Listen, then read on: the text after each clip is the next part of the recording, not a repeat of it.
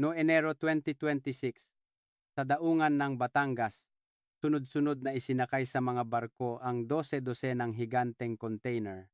Sa loob nito ay siksik ang mga pinakabagong kagamitan sa produksyon mula sa Toyota Motor Philippines. Sa loob ng 15 taon, ang Toyota na sumuporta sa ekonomiya ng Pilipinas ay tahimik, ngunit tiyak na nag-iimpake ng kanilang mga gamit. Hanggang sa huling sandali, hindi naniwala ang gobyerno.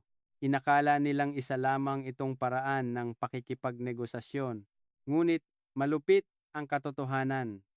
Sa pag-alis ng Toyota, 300,000 katao ang nawalan ng trabaho at 1,200 na mga supplier na kumpanya ang sunod-sunod na nagsara. Ang dating maunlad na mga syudad pang-industriya ay naging mga ghost town sa pagkawala ng Toyota na bumubuo sa 20% ng kabuuang export ng bansa. Ang ekonomiya ng Pilipinas ay literal na huminto.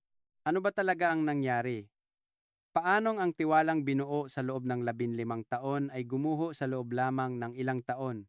Ngayon, isa-isa nating aalamin ang mga pangyayari bago at pagkatapos ng pagbagsak ng ekonomiya na dulot mismo ng Pilipinas. At sabay nating titingnan ang malupit na aral na idinudulot sa atin ng trahedyang ito. Simulan na natin. Noong 2009, gumawa ng mahalagang desisyon ang Toyota.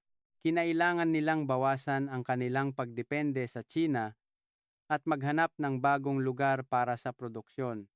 Sa panahong iyon, mabilis na tumataas ang sahod sa China at madalas ang mga welga ng manggagawa. Masusing nagsiyasat ang Toyota sa Timog Silangang Asya. Sinuri nila ang lahat ng posibilidad mula sa Thailand, Malaysia, Indonesia, hanggang sa Pilipinas. Sa huli, pinili nila ang Pilipinas. Malinaw ang mga dahilan. Una, sagana ito sa bata at masipag na lakas paggawa. Higit sa kalahati ng populasyon ng Pilipinas ay wala pang 25 taong gulang at hindi rin masama ang antas ng kanilang edukasyon. Pangalawa, may katatagan sa politika noong panahong iyon.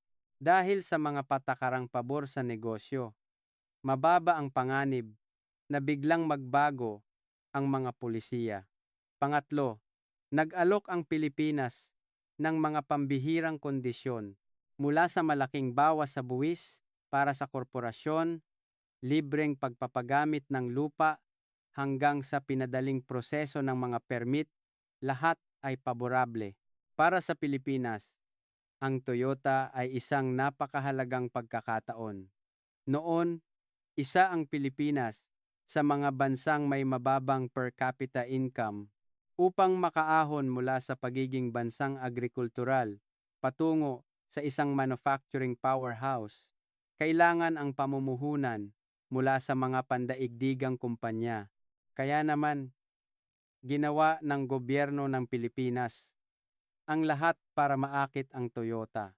Ang mga matataas na opisyal mismo, ang personal na nakipagpulong sa mga ehekutibo ng Toyota at tiniyak na mabilis ang lahat ng proseso. Noong Marso 2009, nagsimula ang konstruksyon. Itinayo ang pabrika ng Toyota sa Santa Rosa, Laguna, 123. Ang paunang puhunan pa lamang ay umabot na sa $600 milyong. Ngunit simula pa lamang iyon, napakabilis ng pagtatayo ng pabrika. Sa loob lamang ng isang taon, natapos ang unang yugto at agad na sinimulan ang produksyon ng mga sasakyan. Humanga ang mga lokal na manggagawa sa sistematikong pamamaraan ng Toyota. Ang mga inhinyerong Hapon ay walang pagod na nagturo sa mga lokal na empleyado araw at gabi, mula sa simpleng pag-assemble hanggang sa quality control at pamamahala ng proseso ng produksyon. Lahat ng kaalaman ay kanilang ibinahagi. Mabilis namang natuto ang mga manggagawang Pilipino. Ang kanilang pagiging masipag at dedikado ay akmang-akma sa maselang proseso ng paggawa ng sasakyan. Sa unang taon pa lamang noong 2010, 10,000 katao na ang kanilang direktang nabigyan ng trabaho. At iyon ay bilang pa lamang ng mga direktang empleyado. Sa pagdating ng Toyota, sunod-sunod ding dumating ang mga supplier, mga kumpanyang gumagawa ng display, baterya, camera modules, at iba pa. Maging ang mga partner na kumpanya mula sa Japan ay lumipat din sa Pilipinas. Umabot sa mahigit 200 na kumpanyang Hapon ang nagtayo ng pabrika sa paligid ng Toyota. Kung isasama ang mga trabahong nilikha ng mga kumpanyang ito, daan-daang libong tao ang naging bahagi ng ecosystem ng Toyota. Napakalaki ng epekto nito sa ekonomiya ng Pilipinas. Noong 2011, ang Toyota na ang bumubuo sa 5% ng kabuuang export ng bansa. Nakamit ito sa loob lamang ng 2 taon. Nagbunyi ang gobyerno, ang bansa na dati itela at sapatos lamang ang kayang i-export ay nagsimula ng mag-export ng mga high-tech na produkto. Dahil sa tagumpay na ito, nagpasya ang Toyota na palawakin pa ang kanilang pamumuhunan. Noong 2013, sinimulan nila ang pagtatayo ng pangalawang pabrika sa Batangas City, 100 kilometro ang layo mula sa Laguna. Mas malaki pa ito sa nauna. Ang puhunan ay umabot sa 2 bilyong dolyar. Noong Marso 2014, natapos ang pangalawang pabrika. Ang Pilipinas na ngayon ang naging sentro ng pandaigdigang produksyon ng Toyota sa rehiyon. Kalahati ng serye ng Corolla ay dito na ginagawa. Mahigit 1 milyong sasakyan kada taon ang nililikha mula sa mga pabrika sa Pilipinas. Lumipad ang ekonomiya ng Pilipinas. Pagsapit ng 2015, 15% na ng kabuuang export ng bansa ay galing sa Toyota. Isang pambihirang pangyayari na isang kumpanya lamang ang may hawak ng 15% ng export ng isang bansa. Naitala ng Pilipinas ang 6,007% na taunang paglago ng ekonomiya. Naging isa ito sa pinakamabilis na lumagong ekonomiya sa Asia. 4. Itinaas ng mga international credit rating agencies ang rating ng Pilipinas. Dumagsa ang dayuhang pamumuhunan. Dahil sa tagumpay ng Toyota, nagsimula na ring mamuhunan sa Pilipinas ang iba pang malalaking kumpanya tulad ng LG, Microsoft, Nike, at Adidas. Lumaki ang pag-asa na ang Pilipinas ang magiging susunod na China. Nagbago rin ang buhay ng mga lokal na manggagawa. Ang sahod sa pagtatrabaho sa Toyota ay 30,000, 40% na mas mataas kaysa sa ibang kumpanya. Bukod pa rito, kumpleto ang mga benepisyo, kantina, ospital, at daycare center. Lahat ay ibinigay ng kumpanya. Para sa mga kabataang Pilipino, ang Toyota ang naging pangarap na trabaho. Ang kompetisyon para makapasok sa Toyota ay umabot sa 12 dosenang aplikante para sa isang posisyon. Ipinagmamalaki ng mga magulang sa buong kapitbahayan kapag ang kanilang anak ay nakapasok sa Toyota. Noong 2018, muling nagpalawak ng pamumuhunan ang Toyota.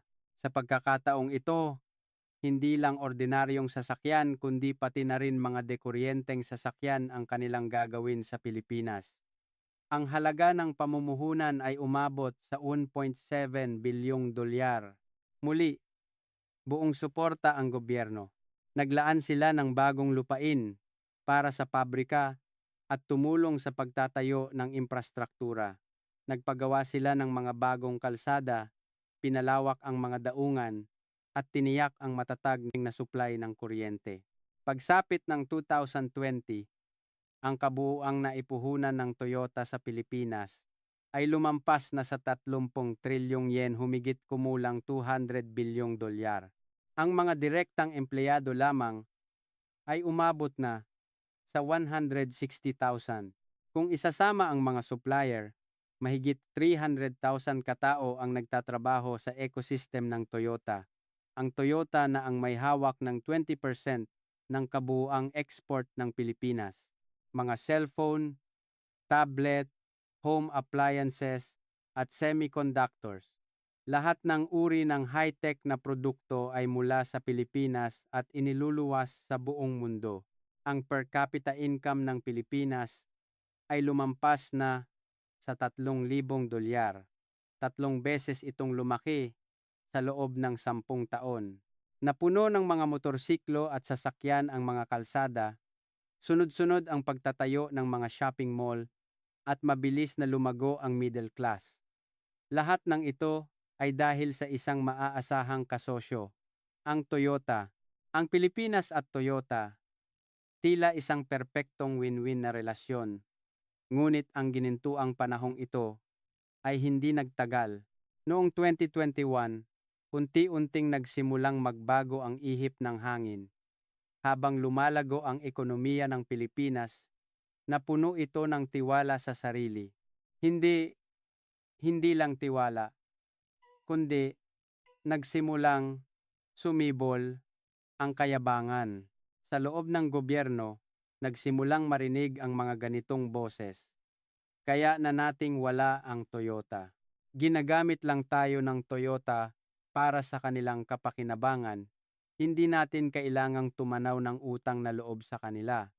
Sa halip, dapat mas marami pa silang ibigay sa atin. Nakakagulat, ngunit ang ganitong pananaw ay kumalat sa buong lipunan.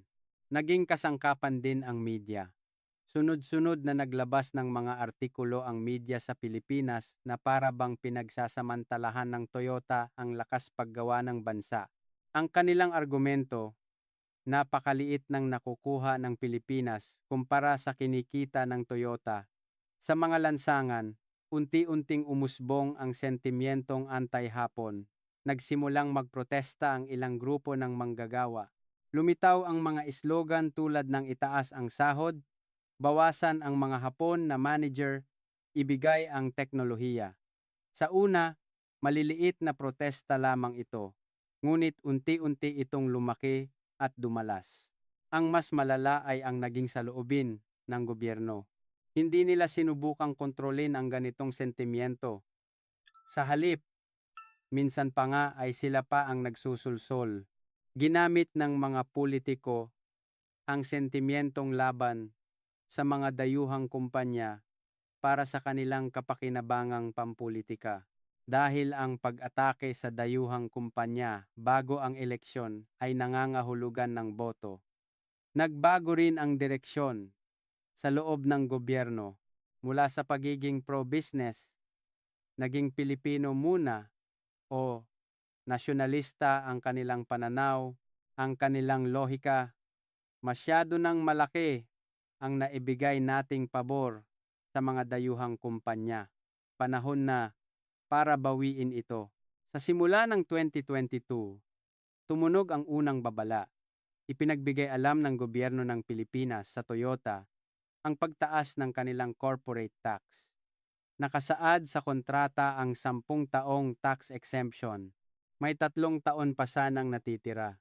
Ngunit sinabi ng gobyerno na nagbago na ang sitwasyon at basta na lang ipinadala ang abiso, ang corporate tax rate ay itataas mula sa 5% patungong 15%, 3 beses na pagtaas. Nagprotesta ang Toyota. Hindi ba ito paglabag sa kontrata? Ngunit, hindi nakinig ang gobyerno. Nagbago na ang batas ng aming bansa, kaya sumunod kayo.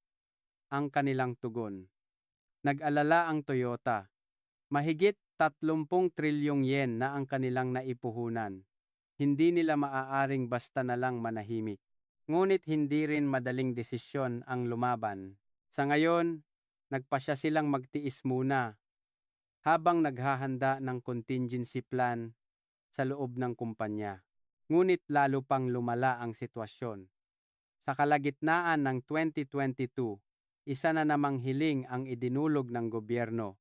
Sa pagkakataong ito, tungkol sa environmental regulations, bigla nilang hinigpitan ang mga pamantayan sa kalikasan at inutusan ang Toyota na mag-install ng mga karagdagang kagamitan sa kanilang pabrika. Siyempre, mahalaga ang pangangalaga sa kalikasan, ngunit ang problema ay ang tiyempo at pamamaraan. Walang paunang konsultasyon, basta na lang ipinadala ang abiso at napakaikli ng ibinigay na palugit. 6 na buwan para mag-install ng kagamitang nagkakahalaga ng daan-daang milyong dolyar. May kasama pang pananakot na kung hindi sila susunod, ipatitigil ang kanilang operasyon. Ginawa ng Toyota ang lahat para mabilis na tumugon. Naglaan sila ng emergency budget mula sa kanilang head office sa Japan at binili ang mga kagamitan. Ipinasiya nilang mahalaga na mapanatili ang magandang relasyon sa Pilipinas. Ngunit hindi pa rin nasiyahan ang gobyerno. Sa pagtatapos ng 2022, isinulong naman ang pag-amyenda sa batas, paggawa. Ang nilalaman, itaas ang minimum na sahod ng 20%, paikliin ang oras ng trabaho, at dagdagan ang mga araw ng bakasyon. Siyempre, mahalaga ang pagprotekta sa karapatan ng mga manggagawa. Ngunit dito rin, ang problema ay ang kawalan ng anumang paunang konsultasyon. Basta na lang nila isinulong ng hindi man lang kinukuha ang opinyon ng mga kumpanya. Para sa Toyota, nangangahulugan ito ng higit sa 20% na pagtaas sa kanilang gastos sa sahod. Bukod pa rito, bumaba pa ang kanilang produktibidad dahil sa pagbawas ng oras ng trabaho. Kinailangan nilang kumuha ng mas maraming tao para makagawa ng parehong dami ng produkto. Kahit ganoon, nagtiis pa rin ang Toyota. Hindi nila kayang basta na lang isuko ang relasyong binuo nila sa loob ng 15 taon. Ngunit sa loob ng kumpanya, nagsimula na ang seryosong talakayan.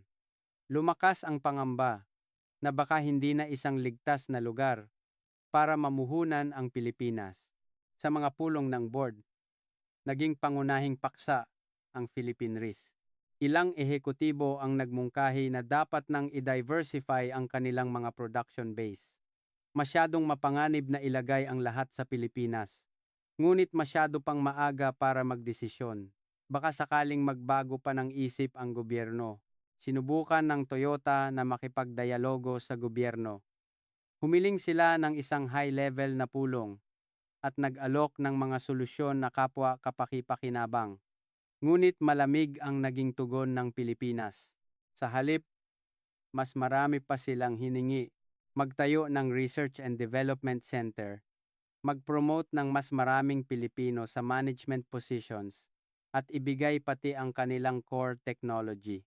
Naguluhan ang Toyota, ang pagtatayo ng R&D Center at pag-hire ng mas maraming lokal ay maaari pa nilang pag-aralan. Ngunit iba usapan ang technology transfer. Hindi nila maaaring basta na lang ibigay ang teknolohiyang pinaglaanan nila ng dekada at trilyon-trilyong yen. At wala sa anumang kontrata ang obligasyon na mag-transfer ng teknolohiya. Nang tumanggi ang Toyota, hayagan nang nagpakita ng pagkadismaya ang gobyerno. Inakusahan nila ang Toyota na hindi nakikipagtulungan at walang intensyong mag-ambag sa pag-unlad ng Pilipinas. Sinunog pa ng media ang tulay. Naglabasan ang mga kritikal na artikulo na nagsasabing ginagamit lang ng Toyota ang Pilipinas pero itinatago ang kanilang teknolohiya. Lumala ang opinyon ng publiko. Sa mga lansangan nagsimula ng manawagan ng boycott sa mga produkto ng Toyota. Pagpasok ng 2023, lalo pang naging seryoso ang sitwasyon. Noong Marso 2023, isang nakakagulat na pangyayari ang naganap. Sa pilitang nagsagawa ng malawakang tax audit ang gobyerno sa pabrika ng Toyota, 12-dosenang tax officer ang pumasok sa pabrika. Sinuri nila ang mga libro, tinanong ang mga empleyado, at kinopya ang mga computer file. Ang dahilan daw ay hinala ng tax evasion. Ngunit wala silang isinapublikong partikular na kaso. Hinala lang, hindi makapaniwala ang Toyota. Taon-taon silang sumasailalim sa regular na audit at tapat na nagbabayad ng buwis. Wala silang dahilan para mandaya at hindi nila ito ginawa. Ngunit pinatagal ng gobyerno ang imbestigasyon sa loob ng 3 buwan. Ang resulta, wala silang nakita dahil wala talagang ebidensya ng tax evasion. Ngunit hindi humingi ng paumanhin ang gobyerno. Ipinagbigay alam lang nila na tapos na ang investigasyon. Naintindihan ng Toyota kung ano ang ibig sabihin nito. Ito ay isang panggigipit. Isang babala na kung hindi sila susunod sa gusto ng gobyerno, kaya nilang gawin ang ganitong uri ng panliligalig anumang oras. Ngunit simula pa lamang iyon, sa kalagitnaan ng 2023, naging marahas ang klima sa mga lansangan. Naging organisado na ang mga demonstrasyong anti-Hapon.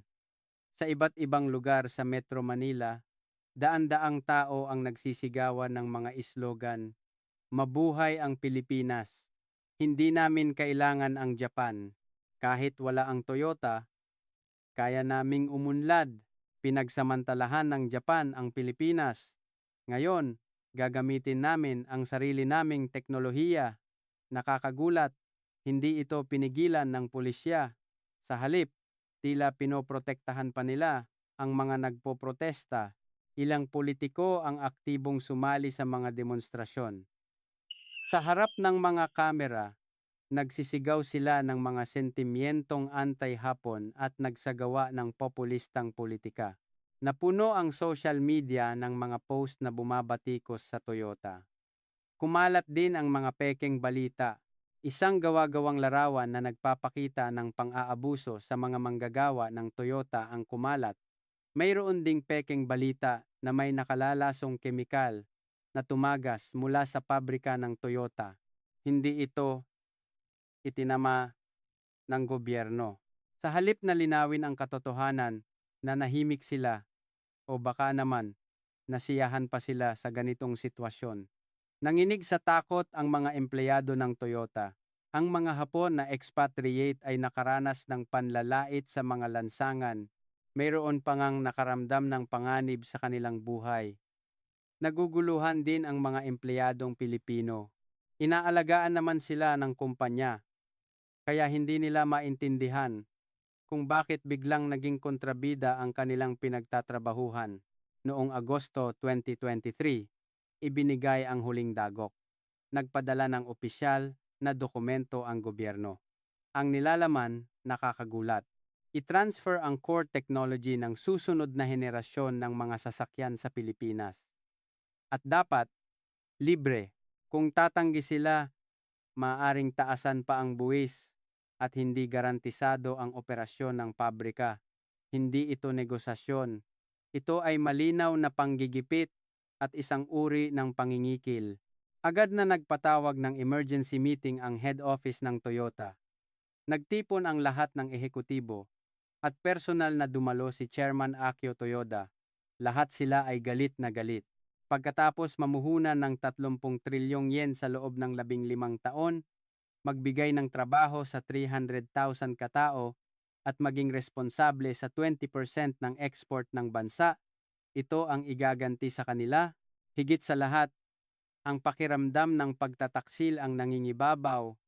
Para sa gobyerno, ang pinirmahang kontrata ay naging basura na lamang.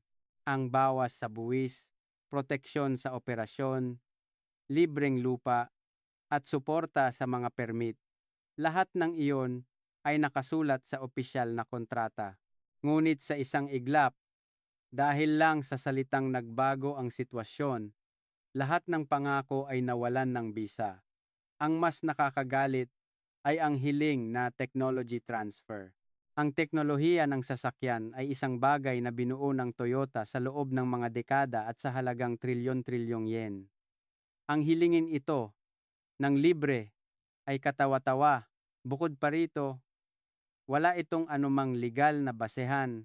Walang kontrata na nagsasabing obligasyon ng Toyota ang mag-transfer ng teknolohiya. Bigla na lang itong hiningi ng gobyerno. Mariing tumanggi ang Toyota. Imposible ang technology transfer. Ngunit, handa kaming pag-usapan ang ibang paraan. Sagot nila. Naging mabilis ang tugon ng gobyerno. Makalipas ang isang linggo, isa na namang abiso ang dumating sa Toyota. Itataas pa ang buwis mula 15% patungong 25%. Isang mensahe na wala ng puwang para sa negosasyon. Bukod pa rito, sinimulan na nilang targetin ang Toyota sa iba't ibang prosesong administratibo. Naantala ang pag-release ng mga inaangkat na pyesa. Ang mga proseso sa customs na dati walang problema ay biglang umaabot ng 2 linggo. Naapektuhan ang operasyon ng pabrika. Naging mas mahigpit din ang pagkuha ng mga permit. Kailangan ng permit para sa pagpapalawak ng pasilidad, ngunit hindi malinaw ang dahilan ng pagkaantala. May mga kakulangan, iyon lang ang sinasabi. Naging pabago-bago rin ang supply ng kuryente. Bigla na lang nagkakaroon ng brownout nang walang abiso. Kapag huminto ang pabrika, milyon-milyong dolyar ang nawawala. Kapag nagrereklamo ang Toyota, ang sinasabi ng electric company ay mataas lang daw ang demand kaya hindi maiiwasan. Ngunit walang problema ang ibang pabrika. Tanging ang pabrika lang ng Toyota ang madalas na nakakaranas ng brownout. Malinaw na ang intensyon. Gusto ng gobyerno na pigain ang Toyota. Kunin ang teknolohiya o mas maraming pera, gagamitin nila ang anumang paraan para makuha ang pinakamalaking pakinabang. At hindi nila inisip na aalis ang Toyota dahil nakapag-invest na sila ng trilyong yen, inakala nilang hindi nila ito basta-basta iiwan. Ngunit, iyon ay isang malaking pagkakamali. Noong Oktubre 2023, isang lihim na pulong ang ginanap sa head office ng Toyota. Iisa lang ang agenda, ang Philippine exit scenario. Mismong si Chairman Akio Toyoda ang namuno sa pulong. Ang mga dumalo lamang ay ang mga ehekutibong namamahala sa global strategy. Tumagal ng 5 oras ang pulong. Mahinahon nilang sinuri ang mga panganib kung mananatili sila sa Pilipinas at ang mga kawalan kung aalis sila. Malinaw ang mga numero. Kung mananatili sila sa maikling panahon, tila walang problema. Magagamit pa rin nila ang 30 trilyong yen na naipuhunan na, ngunit sa pangmatagalan, ito ay isang kapahamakan. Dahil hindi tumutupad sa pangako ang gobyerno, anumang oras ay maaari silang humingi ng bago. Tataasan pa ang buwis, hihigpitan ang regulasyon, at hihingin ang teknolohiya. Walang katapusan. Ang mas malaking problema ay ang pagkasira ng tiwala. Hindi ka maaaring magkaroon ng pangmatagalang negosyo sa isang partner na hindi tumutupad sa kontrata. Hindi mo alam kung kailan at paano kanila tatraydurin. Sa kabilang banda, hindi rin maliit ang mawawala kung aalis sila. Ang 30 trilyong yen na pamumuhunan ay mawawala na lang. Ang paglilipat ng pabrika ay gagastos pa ng karagdagang trilyon-trilyong yen. Ang pagkaantala sa produksyon ay magdudulot din ng daan-daang milyong dolyar na lugi. Ngunit malinaw ang naging desisyon ni Chairman Toyoda. Kahit malaki ang mawawala sa simula, mas mabuting pumunta sa isang mas ligtas na lugar sa pangmatagalan. Ang isang hindi mapagkakatiwalaang partner ay dapat iwanan sa lalong madaling panahon. Ang naging konklusyon ng pulong ay ito: magpadala ng huling babala sa gobyerno. Igigiit na igalang ang kontrata at bawiin ang mga hindi makatwirang hiling. Kung tatanggi sila, seryosong pag-aaralan ang pag-alis. Kasabay nito, sisimulan na ang paghahanap ng alternatibong lokasyon. India, Indonesia, Mexico, lahat ng posibilidad ay isa sa alang-alang. Noong Nobyembre 2023, nagpadala ng opisyal na liham ang Toyota sa gobyerno ng Pilipinas. Magalang ang tono ngunit matatag. Iginagalang namin ang partnership natin sa nakalipas na 15 taon, ngunit hindi namin matatanggap ang paglabag sa kontrata at mga unilateral na kahilingan. Mangyaring ibalik sa dating kasunduan ang corporate tax. Bawiin ang hiling na technology transfer. Itigil ang iba't ibang administrative harassment.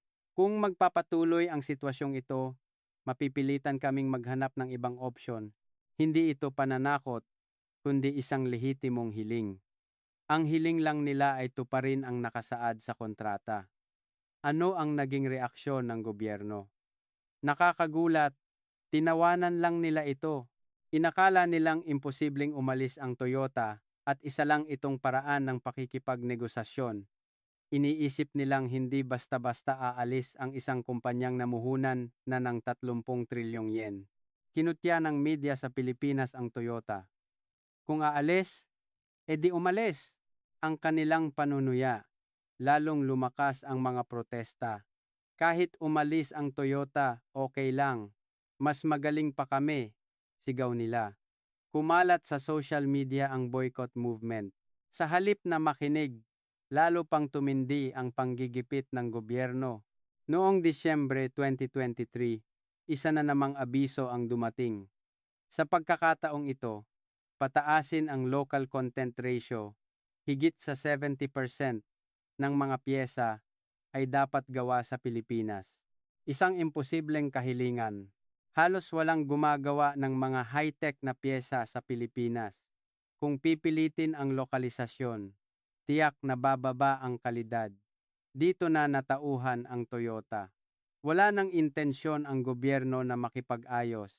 Ang gusto lang nila ay pigain kami ng pigain. Wala nang dahilan para manatili pa rito.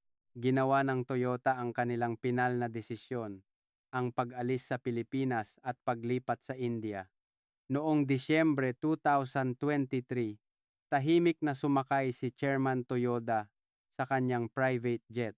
Ang destinasyon, hindi Maynila, kundi ang New Delhi, ang kabisera ng India.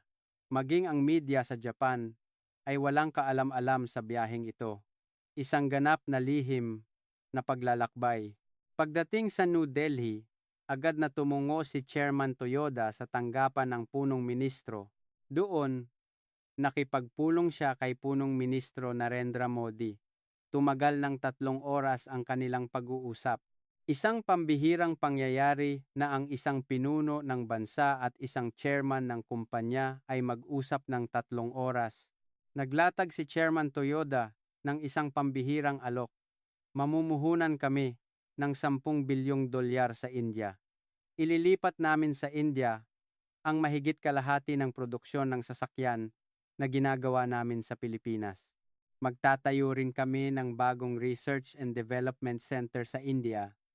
Sa susunod na 10 taon, gagawin naming sentro ng global strategy ng Toyota ang India. Nagningning ang mga mata ni Punong Ministro Modi. Matagal ng pangarap ng India na maging isang manufacturing powerhouse.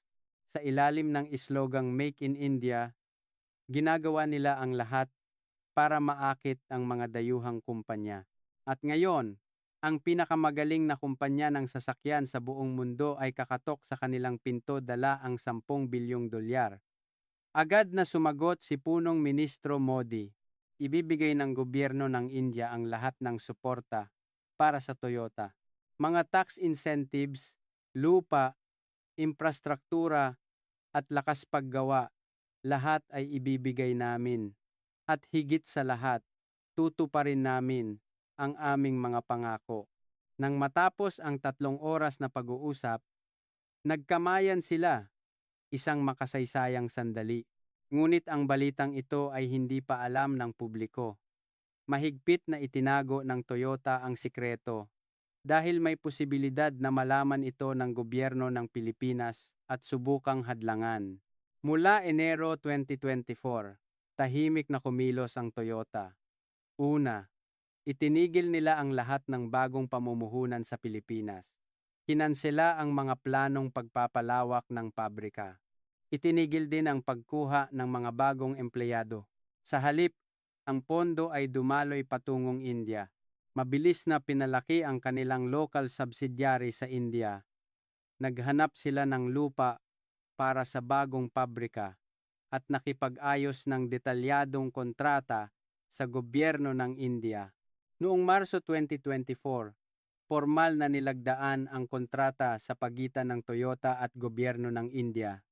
Ang mga kondisyong inalok ng India ay hindi hamak na mas maganda kumpara sa Pilipinas. Una, ang mga tax incentives. Isinabatas nila ang pagbibigay ng subsidyo batay sa dami ng produksyon. Isinama rin sa kontrata ang probisyon na mananatiling 5% ang corporate tax sa loob ng 2 taon, na may legal na bisa para hindi na mabago pa. Pangalawa, suporta sa infrastruktura. Nangako silang maglalagay ng sariling linya ng kuryente para sa pabrika ng Toyota. Tiniyak nilang hinding-hindi mangyayari na huminto ang pabrika dahil sa brownout. Kalsada, daungan, at riles, lahat ay iaayon sa pangangailangan ng Toyota. Pangatlo, nagbigay sila ng libreng lupa. Kahit gaano kalaki ang kailanganin, ibibigay nila. Nangako rin silang mabilis na ipoproseso ang mga environmental permit. Pang-apat, at ang pinakamahalaga sa lahat, ay ang tiwala. Ang India ay isang demokratikong bansa. Gumagana ang batas at iginagalang ang mga kontrata kahit magbago pa ang administrasyon. Ang mga napagkasunduan ay igagalang. Maliit ang panganib na bigla na lang baguhin ang mga patakaran o humingi ng mga hindi makatwirang bagay, hindi tulad sa Pilipinas. Siyempre, may mga problema rin sa India. May burokrasya, kulang sa infrastruktura, at mas mababa ang labor productivity kumpara sa Pilipinas. Ngunit may isang malaking pagkakaiba. Sinusubukan ng India na tuparin ang kanilang mga pangako, at iyon ang pinakamahalaga sa lahat. Bukod pa rito, ang India ay isang malaking merkado. May populasyon itong 1.4 bilyon, 14 na beses na mas malaki kaysa sa Pilipinas. Sa Pilipinas, kailangan mong gawin ang produkto, isakay sa barko, at i-export. Ngunit sa India, pagkatapos gawin, maaari mo na itong ibenta agad. Makakatipid ka sa gastos sa logistika at mauunahan mo ang merkado. Ginawa ng Toyota ang kanilang pinal na desisyon. Ililipat ang mahigit 50% ng produksyon mula sa Pilipinas patungong India. Noong Hunyo 2024, sinimulan ang pagtatayo ng unang malaking pabrika sa India sa rehiyon ng Uttar Pradesh. Ang lupain pa lamang ay mahigit 1 milyong metro kwadrado. Ang puhunan, 3 bilyong dolyar. Tinupad ng gobyerno ng India ang lahat ng kanilang pangako. Ang mga permit ay nakuha sa loob ng 1 buwan. Ang linya ng kuryente ay nauna pang natapos kaysa sa pabrika. Nagbukas din ng mga bagong kalsada. Mismong si punong Ministro Modi ang dumalo sa groundbreaking ceremony sa harap ng mga kamera. Pinuri niya ang Toyota, ang partnership ng India at Toyota ay magdudulot ng malaking benepisyo sa ekonomiya ng parehong bansa, sabi niya.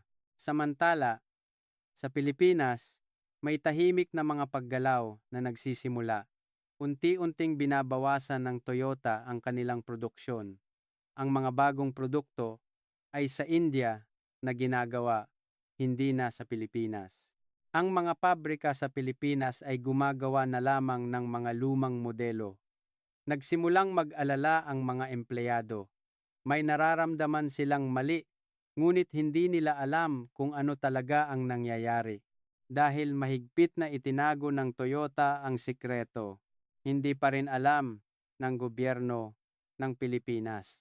O mas tamang sabihin, hindi sila naniniwalang aalis talaga ang Toyota. Ang kanilang kayabangan ay nanatili hanggang sa huli. Ngunit malapit na silang harapin ang katotohanan. Noong Disyembre 2024, dumating ang araw na iyon. Naglabas ng opisyal na anunsyo ang Toyota. Ililipat ang mahigit 50% ng kanilang produksyon sa India. Isang bombang sumabog. Nagimbal ang Pilipinas. Agad na tinawagan ng mga opisyal ng gobyerno ang Toyota, ngunit desidido na ang lahat. Hindi na mababago pa ang desisyon. Nagpanik ang media sa Pilipinas. Ilang buwan lang ang nakalipas, sila pa ang nagsisigaw na kahit wala ang Toyota, kaya naming umunlad. Ngayon, sila naman ang nag-aalala na kapag umalis ang Toyota, magkakagulo na. Ngunit huli na ang lahat.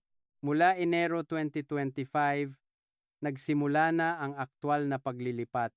Isa-isang huminto ang mga production line sa pabrika sa Pilipinas. Binaklas ang mga kagamitan. Isinakay sa mga container at dinala sa daungan at ipinadala sa India. Ibinigay na ang mga abiso ng pagtanggal sa trabaho. Sa una, daan-daang tao lang. Ngunit linggo-linggo, lumalaki ang bilang. Libo-libo, 10,000. Sa huli, 300,000 katao ang nawalan ng trabaho. Direktang empleyado na 160,000 at 140,000 na empleyado mula sa mga supplier. Ang mas malaking problema ay ang mga supplier. Mayroong 1,200 na kumpanyang nagsusupply ng pyesa. May mga kumpanyang Hapon, Pilipino, at mula sa iba pang bansa.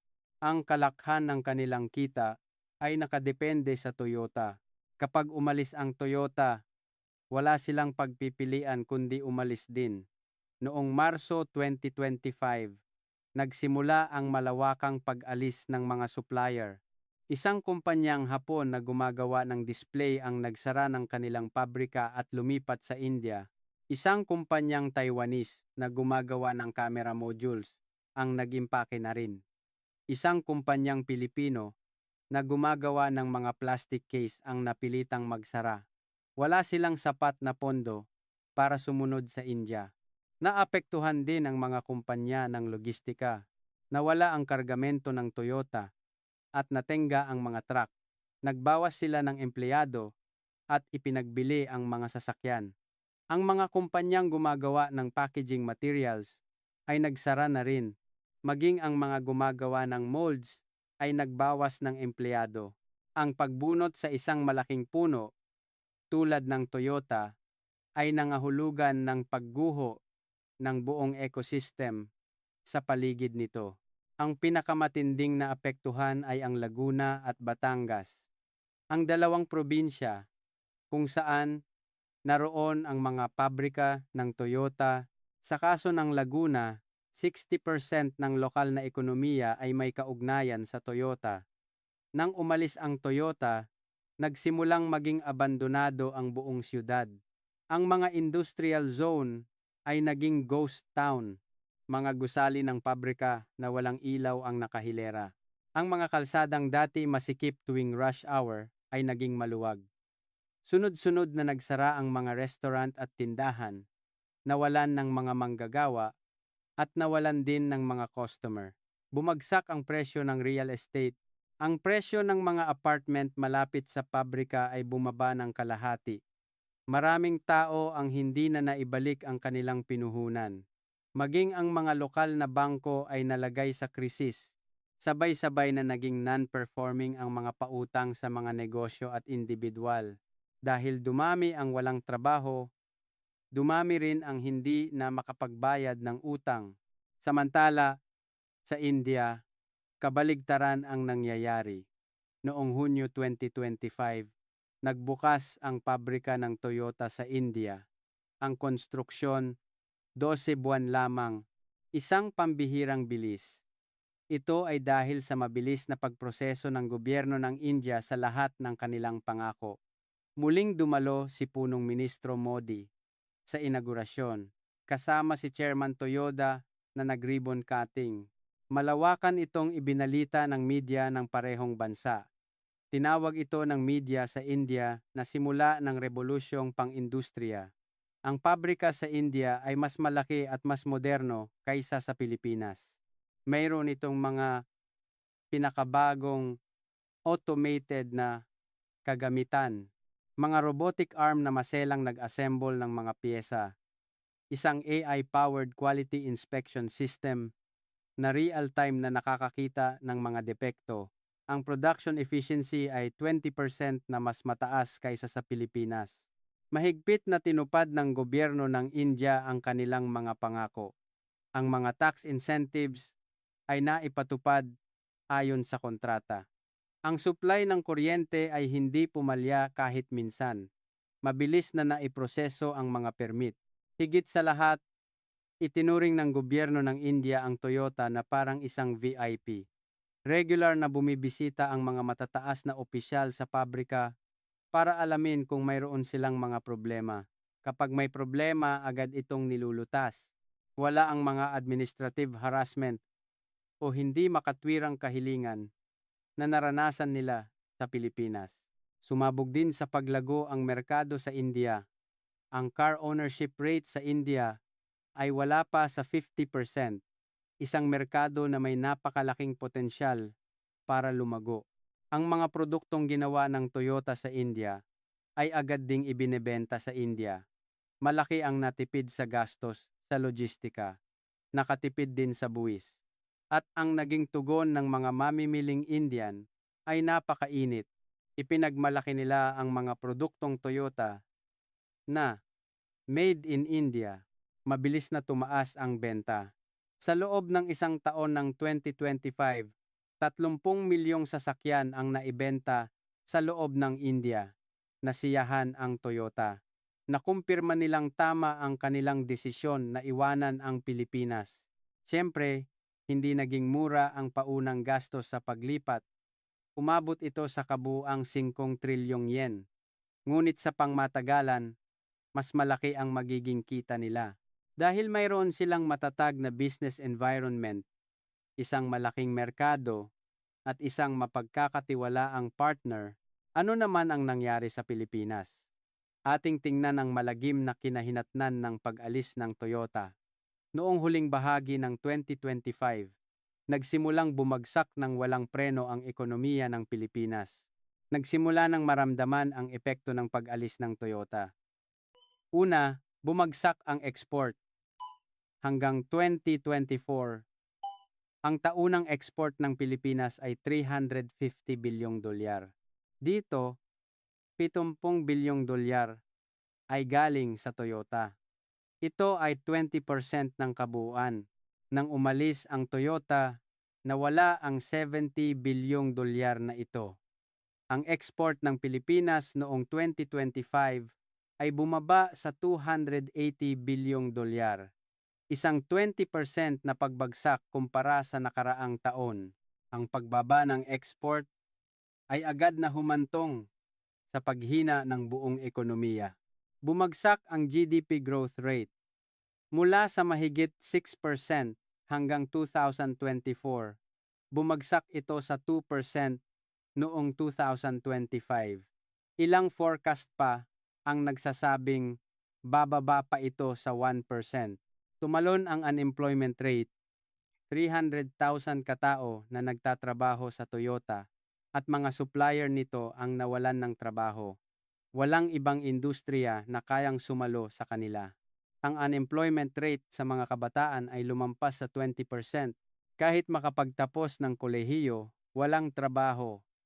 Napuno ng mga taong naghahanap ng trabaho ang mga lansangan. Walang magawang solusyon ang gobyerno. O mas tamang sabihin, wala talagang solusyon.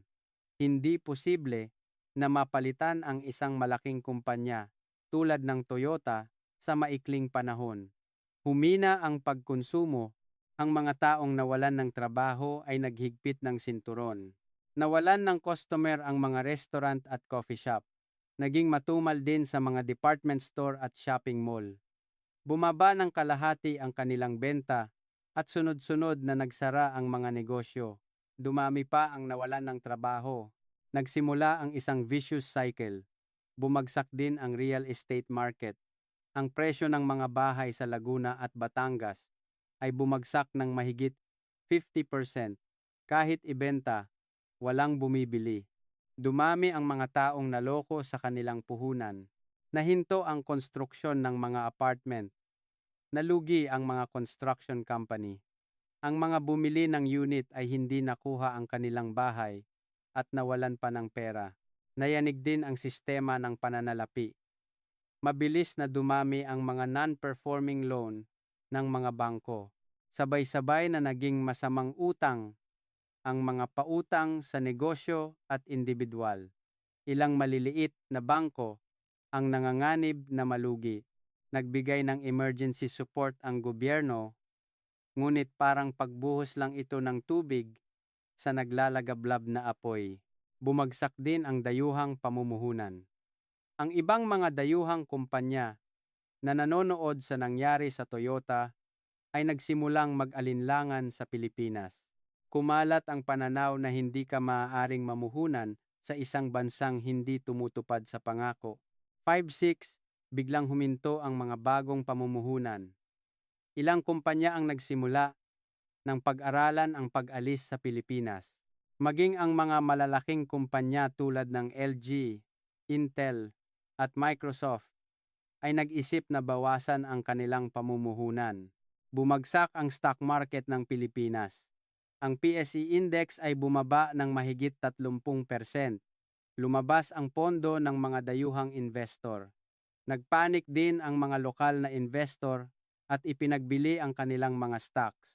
Tumaas din ang foreign exchange rate. Ang halaga ng piso kontra dolyar ay bumaba ng 20%. Nagmahal ang mga imported na produkto at tumaas ang inflation. Lalong humirap ang buhay ng mga ordinaryong mamamayan. Bumaba rin ang credit rating ng bansa.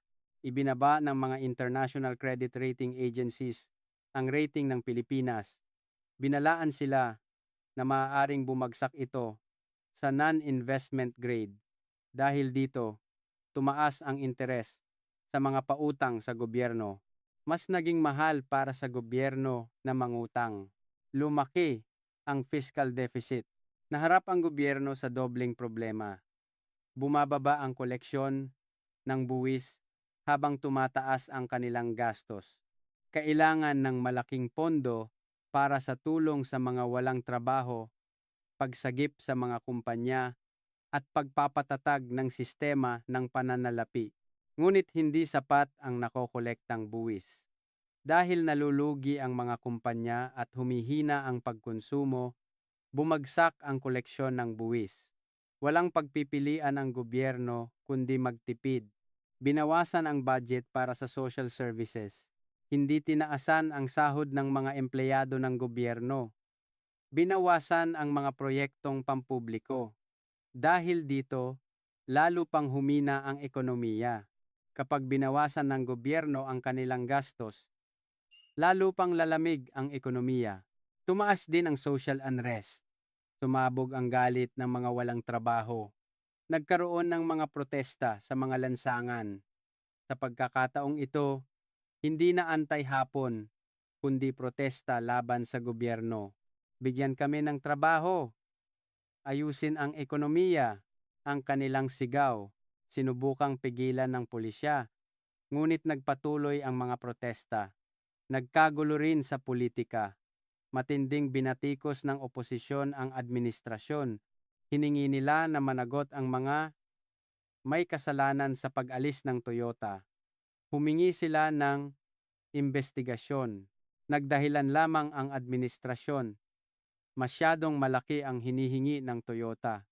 Wala kaming kasalanan, ang kanilang sabi, ngunit hindi naniwala ang taumbayan dahil malinaw na ang resulta. Nagbago rin ng 180 degrees ang paninindigan ng media. Isang taon lang ang nakalipas. Sila pa ang nagsisigaw na, kahit wala ang Toyota, kaya naming umunlad. Ngayon, naglalabas na sila ng mga artikulong nangungulila sa Toyota. Mali ang pag-alis ng Toyota. Nagkamali ng desisyon ang gobyerno, sabi sa mga balita. Ngunit, huli na ang lahat. Sa simula ng 2026, ginawa ng gobyerno ang kanilang huling paraan. Nagsimula silang magmakaawa na bumalik ang Toyota. Personal na kumilos ang Pangulo. Nagpadala siya ng liham sa punong ministro ng Japan. Humiling siya ng pakikipagpulong kay Chairman Akio Toyoda. Lahat ng kondisyon, tatanggapin namin. Ibababa namin ang buwis. Luluwagan ang regulasyon. Kahit anong hilingin ninyo, ibibigay namin ang kanilang alok. Ngunit malamig ang naging sagot ng Toyota. Imposible. Nakapag-invest na sila ng malaki sa India, na ilipat na ang lahat ng production line at nakakuha na ng mga lokal na empleyado. Higit sa lahat, hindi na naibalik ang tiwala. Paano mo pa pagkakatiwalaan ang isang taong minsan nang sumira sa kontrata? Nawalan ng pag-asa ang gobyerno. Wala silang alternatibo. Imposibleng maakit ang isang kumpanyang kasing laki ng Toyota sa maikling panahon. Kahit may ibang kumpanyang dumating, aabutin ito ng napakatagal na panahon. At habang naghihintay, patuloy na lulubog ang ekonomiya ng Pilipinas. Sa kasalukuyan, Enero 2026, nananatiling nasa gitna ng krisis ang Pilipinas. Mataas ang unemployment rate, mababa ang growth rate, at sukdulan na ang galit ng taumbayan. Ang dating tinaguriang rising star of Asia ay isa na ngayong halimbawa ng kapahamakan. Isang textbook case na nagpapakita kung ano ang kahihinatnan ng kayabangan. Ang nangyari sa Pilipinas ay hindi lang simpleng paglipat ng isang kumpanya. Ito ay isang pangyayari na naglantad sa malupit na katotohanan ng pandaigdigang ekonomiya. Ang unang aral ay ang kahalagahan ng tiwala sa pandaigdigang negosyo. Ang pinakamahalagang yaman ay tiwala. Mahalaga ang teknolohiya, kapital, at infrastruktura, ngunit kung walang tiwala, lahat ay guguho. Sinira ng Pilipinas sa loob lamang ng 2 taon ang tiwalang binuo sa loob ng 15 taon. Unilateral nilang winasak ang kontrata, hindi tinupad ang mga pangako, at paulit-ulit na humingi ng hindi makatwirang bagay. Ang resulta, hindi lang Toyota, kundi lahat ng dayuhang kumpanya ay nagduda na sa kanila. Ang pagbuo ng tiwala ay nangangailangan ng mahabang panahon, ngunit ang pagwasak nito ay isang iglap lang. At kapag nasira na, halos imposible na itong maibalik. Ang pangalawang aral ay ang katangian ng mga pandaigdigang kumpanya. Ang mga pandaigdigang kumpanya ay hindi kumikilos batay sa emosyon, kita, at katatagan lamang ang kanilang hinahanap. Nagkamali ang Pilipinas sa pag-aakalang dahil nakapag-invest na ng 30 trilyong yen ang Toyota, hindi na sila aalis. Ngunit malamig na nagkalkula ang Toyota. Ang 30 trilyong yen ay nagastos na, at kung mas malaki pa ang mawawala sa kanila sa hinaharap, mas tamang desisyon ang umalis agad. Ganito mag-isip ang mga pandaigdigang kumpanya. Hindi sila nakakapit sa nakaraang pamumuhunan. Mahinahon nilang sinusuri ang hinaharap na kita at panganib. Walang emosyon o utang na loob.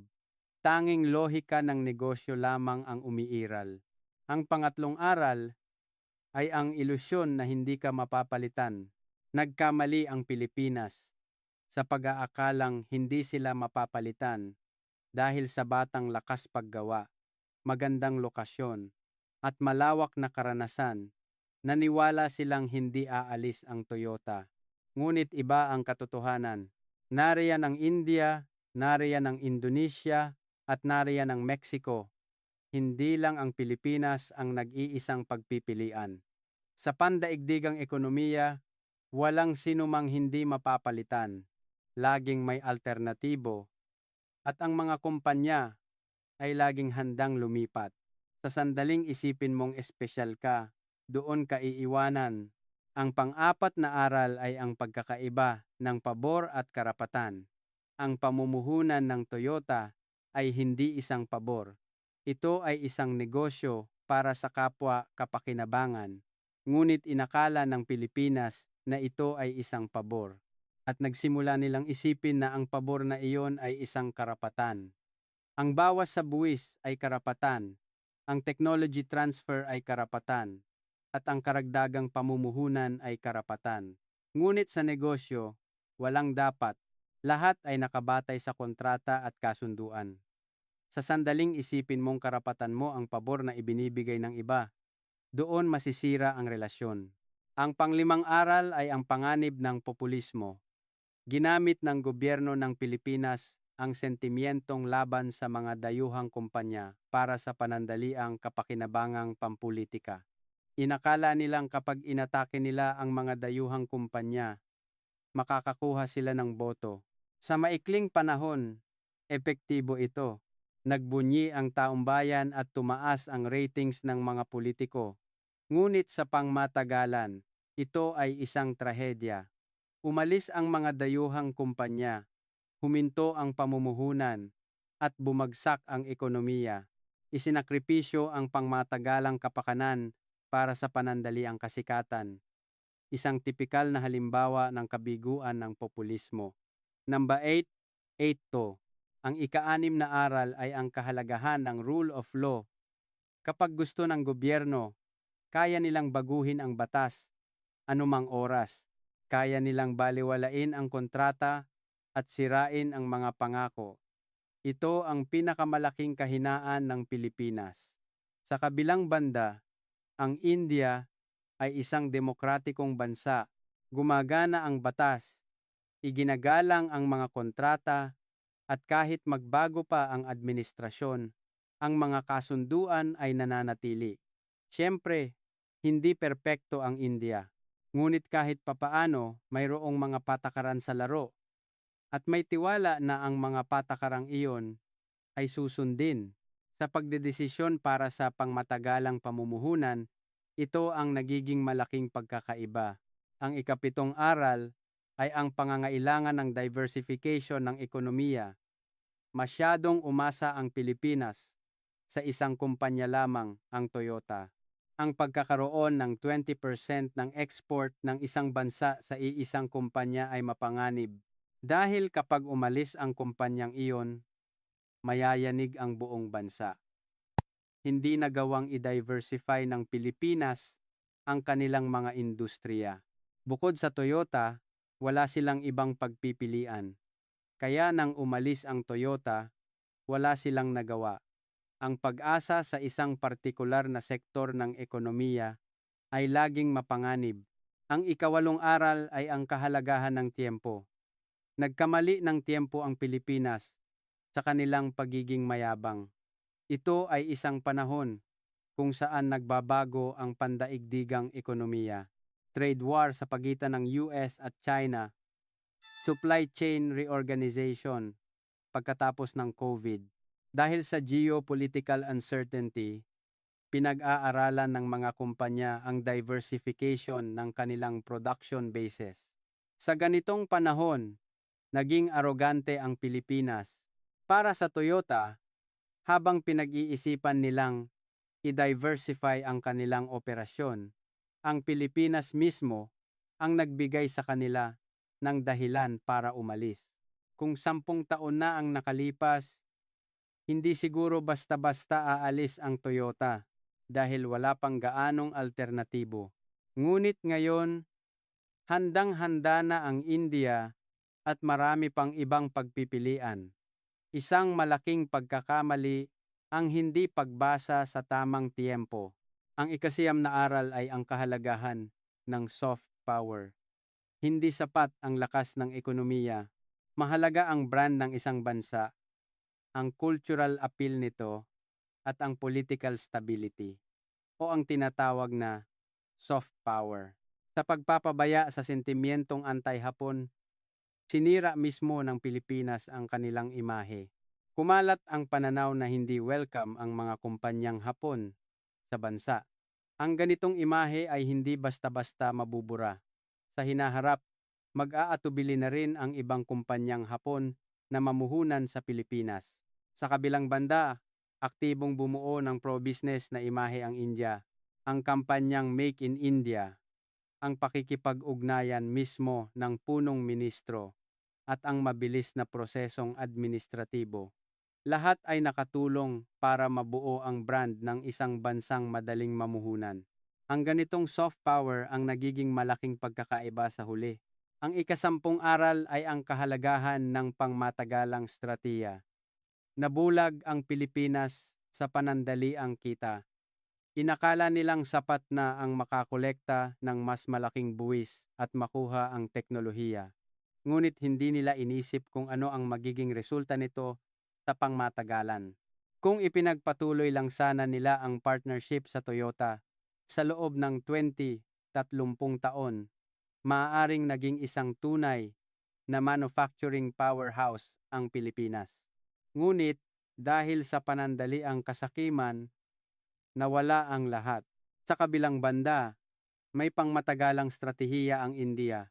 Mas tinitingnan nila ang paglago sa hinaharap kaysa sa kasalukuyang kita. Kasama ang Toyota, pinaplano nila ang susunod na 10-20 taon. Ang ganitong pangmatagalang pag-iisip ang nagdudulot ng tagumpay sa huli. Kung pagsasama-samahin ang lahat ng aral na ito, iisa lang ang konklusyon. Malupit ang pandaigdigang ekonomiya.